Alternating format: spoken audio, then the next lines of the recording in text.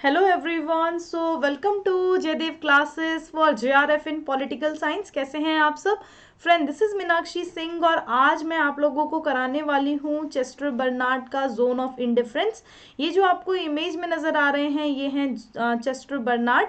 सो चलिए स्टार्ट करते हैं। तो जोन ऑफ इंडिफरेंस इनका काफ़ी इंपॉर्टेंट कॉन्सेप्ट है और जो जोन ऑफ इंडिफरेंस है वो इस बार पेपर में भी आप लोगों के एग्जाम में भी आया था, है ना। तो इसी वजह से और ज़्यादा इंपॉर्टेंट हो जाता है। तो जोन ऑफ इंडिफरेंस होता क्या है? तो जोन ऑफ इनडिफरेंस अगर आप देखोगे पहले भी एनटीए यूजीसी नेट में इससे रिलेटेड क्वेश्चन भी आया है और क्वेश्चन ये था कि zone of indifference is related to legitimacy, authority, है ना, लीडरशिप या फिर नन ऑफ दी अबव। तो यहाँ पर क्या हो जाएगा? यहाँ पर अथॉरिटी से रिलेटेड है। ये आप लोग देख रहे हो यहाँ पर किससे रिलेटेड है? अथॉरिटी से। तो जोन ऑफ इंडिफरेंस अगर आप देखोगे तो ये किससे रिलेटेड हो जाएगा? अथॉरिटी से, है ना।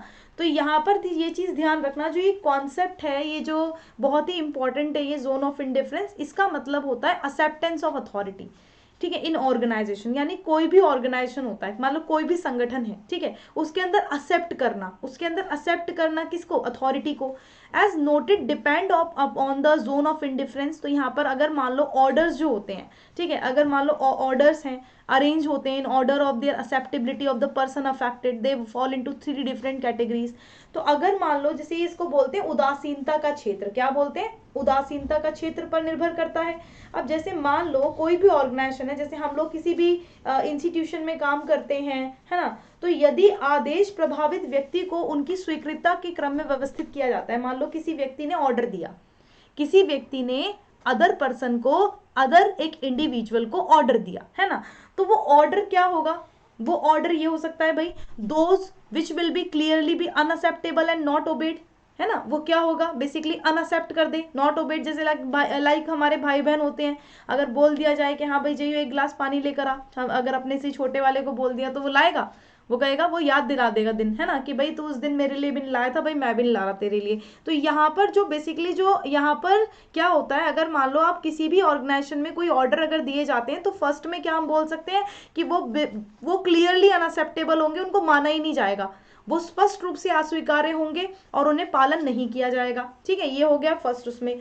सेकंड कैटेगरी में कौन से आते हैं? ये न्यूट्रल होते हैं। ये कैसे होते हैं? न्यूट्रल लाइन में होते हैं, यानी कि मन वाली बात। ठीक है, मन वाली बात आ जाती है, यानी ये एक्सेप्टेबल भी हो सकते हैं और जस्ट अनअक्सेप्टेबल भी हो सकते हैं, यानी ये स्वीकार्य भी हो सकते हैं और अस्वीकार्य भी हो सकते हैं। सही बात है ना। और तीसरे में कौन से आते हैं? तीसरे में वो आते हैं जो अनक्वेश्चनली एक्सेप्टेबल होते हैं। लाइक जैसे हमें मान लो अगर हमारी टीचर ने, या फिर मान लो हम किसी भी ऑर्गेनाइजेशन में काम करते हैं और बहुत ही मतलब वो बड़े लेवल पे हैं, तो अगर उन्होंने हमसे कोई भी काम दिया तो यहाँ पर क्या होगा? वो अनक्वेश्चनली एक्सेप्ट होगा।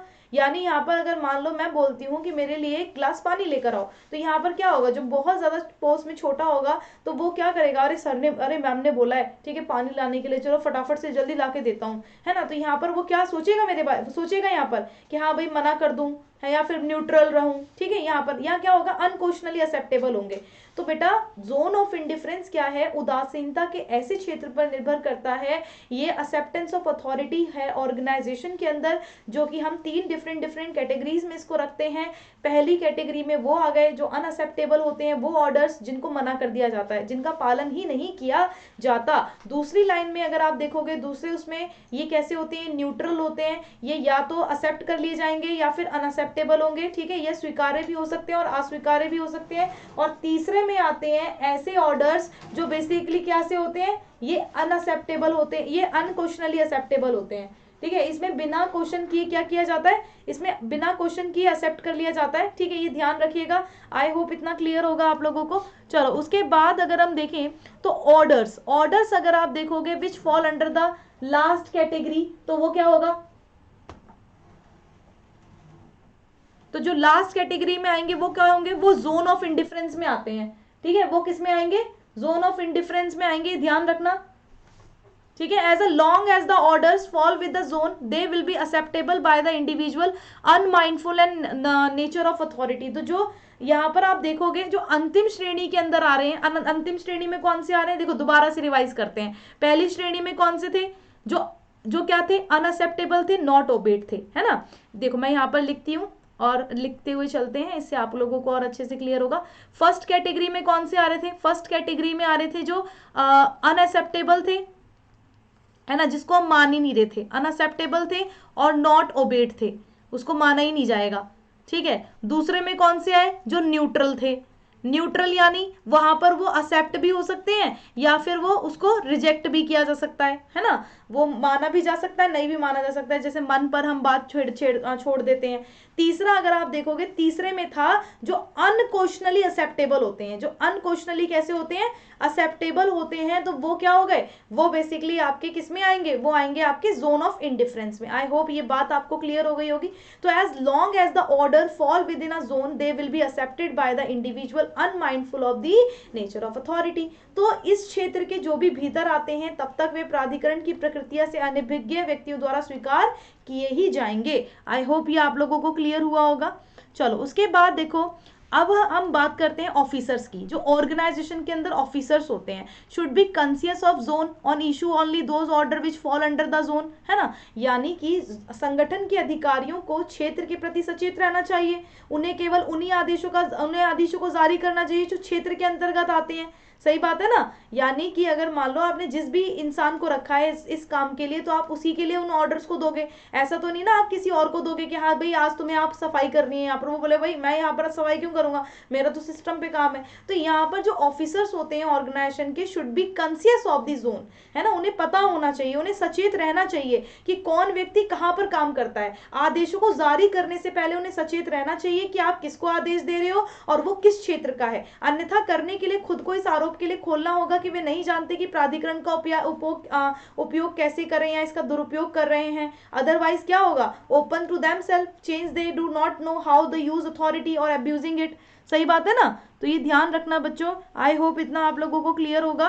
तो approval of the authority is also based on realisation of denying organisation in right to communication is threat और to the interest of all individual, है ना। तो प्राधिकरण की स्वीकृति भी इस एहसास पर आधारित होती है कि संगठन संचार के अधिकार से वंचित करना सभी व्यक्तियों के हितों के लिए खतरा होता है। अगर मान लो वहां पर कम्युनिकेशन ही नहीं होगा, लोग एक दूसरे से बात ही नहीं कर पाएंगे, तो क्या ये चीज ठीक है? ये चीज ठीक नहीं है। तो क्या वहां के लोग जो है ऐसे काम हो कर पाएंगे?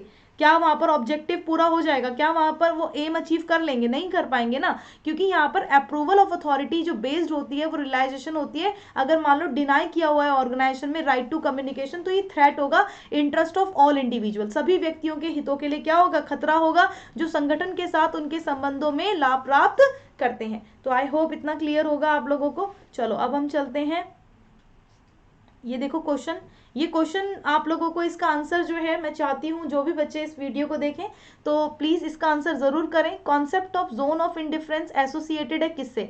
वही बच्चे आंसर करें कमेंट बॉक्स में जिनको ये आंसर आता हो। तो क्या ये पावर से रिलेटेड है, डिसीजन मेकिंग से रिलेटेड है, अथॉरिटी से रिलेटेड है, या फिर लीडरशिप से? इस क्वेश्चन का आंसर मैं आपको दूंगी अगली वीडियो में। Thank you and thanks for watching. इसके अलावा मेरी प्लस क्लासेस चल रही हैं अनअकैडमी पे। अभी मॉर्निंग में प्रैक्टिस कोर्स चल रहा है पॉलिटिकल साइंस पर। इसके अंदर मैं क्या करवा रही हूँ, इसमें मैं कॉन्सेप्ट वाइज करवा रही हूँ, लाइक जैसे आप लोगों का यूनिट वाइज है ना, कॉन्सेप्ट वाइज। जैसे अभी पॉलिटिकल थ्योरी चल रहा है, तो पॉलिटिकल थ्योरी में जो फर्स्ट क्लास हुई थी वो लिबर्टी एंड इक्वालिटी पे हुई थी। तो उसमें क्या करना था बच्चों को, लिबर्टी एंड इक्वालिटी मैंने करा दिया है, वैसे उनको दोबारा से एक बार रिवाइज करके आना था। फिर मैंने इस पे आप लोगों को ढेर सारे MCQs करवाए थे। इसी तरह से और भी टॉपिक्स हो रहे हैं, आप आ सकते हैं। दूसरा कोर्स है foundation course. Foundation course political science पर नेट सेट JRF के लिए ये 1 PM है और इसकी क्लासेस स्टार्ट होंगी 19 जनवरी से। 19, बिल्कुल सही सुना आपने, 19 जनवरी से इसकी क्लासेस स्टार्ट होंगी। फाउंडेशन कोर्स का मतलब होता है एक आधार, एक आधारशिला जिससे नींव रखी जाती है। जैसे कोई बिल्डिंग बनती है तो उसकी नींव रखी जाती है ना, तो अगर नींव मजबूत होगी तो घर टिका रहेगा। तो वही चीज है भाई, आप लोगों को अगर नेट क्वालिफाई करना है, JRF करना है, सेट करना है, तो उसके लिए आपकी नींव मजबूत होनी चाहिए। तो वही नींव मजबूत होगी इसी कोर्स में, मैं आप लोगों को कराऊंगी।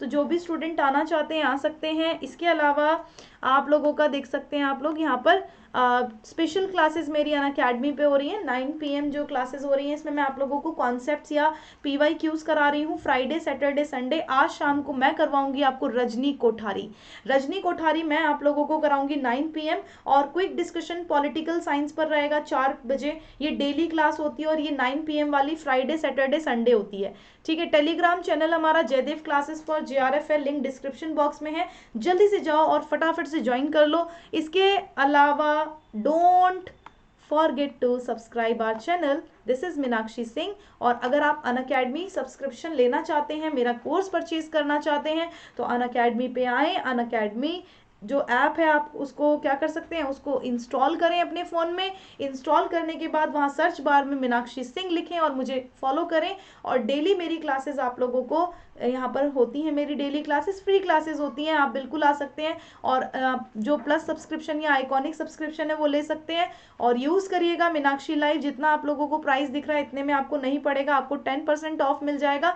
तो ये आप लोगों को 12,000 समथिंग 12 मंथ वाला बता रही हूँ, ठीक है, जो प्लस वाला है तो वो पड़ जाएगा उतने का। Thank you and thanks for watching. Bye bye to all. Thank you.